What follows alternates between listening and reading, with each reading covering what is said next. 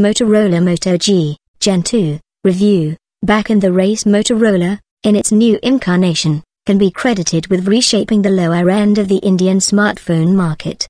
The Moto G, when launched earlier this year, was quite simply the best possible value you could get in a smartphone. It set off a massive chain reaction with companies launching competitive models and cutting prices to stay relevant. Fortunately for consumers but unfortunately for Motorola, the momentum hasn't stopped yet. Many of the phone models that have launched since then have proven to be a little better, causing the original Moto G review pictures to drop off our list of recommended smartphones which cost less than ours. 15,000. Asus, Xiaomi and even local brands such as Xola have begun selling models which are slightly better at one thing or another. And the Moto G was not perfect, it had plenty of room for improvement, which its competition swooped in and grabbed.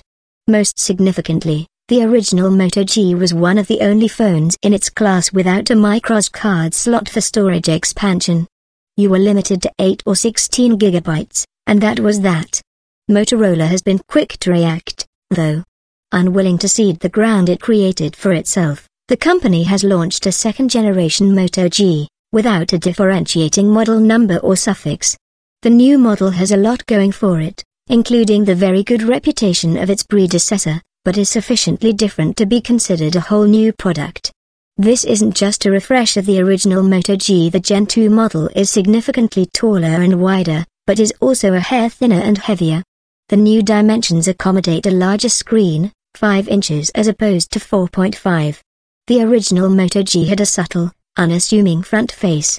The new one is anything but understated. 2 thick metallic rods appear to be embedded in gaps above and below the screen. These are actually speaker cutouts, though their design is unlike any we've seen before. There's also a camera in one corner and a window for the proximity and light sensors above between the screen and the upper speaker. There isn't much plastic around the screen, so all these things are quite cramped. The front face is protected by Corning Gorilla Glass 3.